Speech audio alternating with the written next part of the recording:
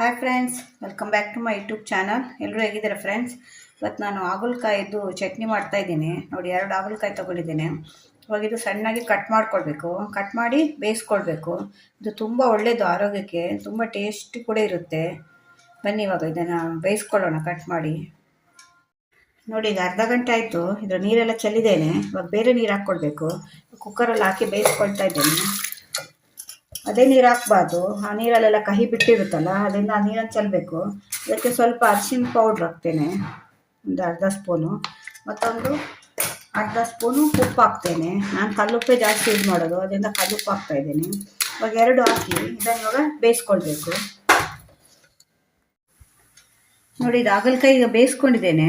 ಇವಾಗ ಇದನ್ನು ಮಿಕ್ಸಿಯಲ್ಲಿ ಹಾಕಿ ರುಬ್ಕೊಳ್ಬೇಕು. ಆಮೇಲೆ ಇದಕ್ಕೆ ಮಸಾಲೆ ರೆಡಿ ಮಾಡಬೇಕು.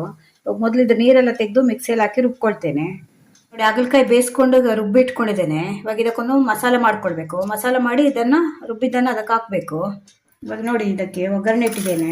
ಒಗ್ಗರಣೆಗೆ ಸ್ವಲ್ಪ ಸಾಸಿವೆ, ಮತ್ತು ಒಂದು ಸ್ವಲ್ಪ ಜೀರಿಗೆ, ಮತ್ತು ಸ್ವಲ್ಪ ಉದ್ದಿನಬೇಳೆ, ಮತ್ತು ಒಂದು 2 ಕೆಂಪು ಮೆಣಸಿನ್ಕಾಯಿ, ಮತ್ತು ಸ್ವಲ್ಪ ಕರಿಬೇವು, ಇದೆಲ್ಲ ಹಾಕಿ ಇವಾಗ ಫ್ರೈ ಮಾಡಬೇಕು. ಈಗ ನೋಡಿ, ಇದು ಒಗ್ಗರಣೆ ಆಗಿದೆ.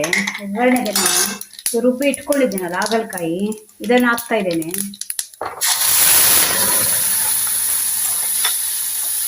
ಸ್ವಲ್ಪ ಹಾಕುವಾಗ ಜಾಗ್ರತೆ.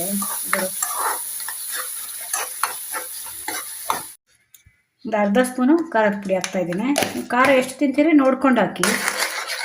1 ಸ್ಪೂನ್ ಸಾಂಬಾರು ಪುಡಿ, ಒಂದು ಅರ್ಧ ಸ್ಪೂನು ಖಾರದ ಪುಡಿ. ನಿಮ್ಮ ಹತ್ರ ಇಲ್ಲ ಸಾಂಬಾರು ಪೌಡ್ರು ಅಂದರೆ ಖಾರದ ಪೌಡ್ರಿನೇ ಹಾಕ್ಕೊಳ್ಬೋದು.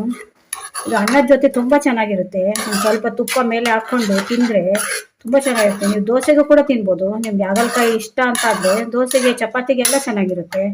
ಇವಾಗ ಇದು ಸಾಂಬಾರು ಪೌಡ್ರ್ ಹಾಕಿದ್ಮೇಲೆ ಒಂದು 2 ನಿಮಿಷ ಚೆನ್ನಾಗಿ ಕುದಿಸ್ಬೇಕು. ಮತ್ತೆ ರುಚಿಯಾದ ಹಾಗಲಕಾಯಿ ಚಟ್ನಿ ರೆಡಿಯಾಗಿದೆ.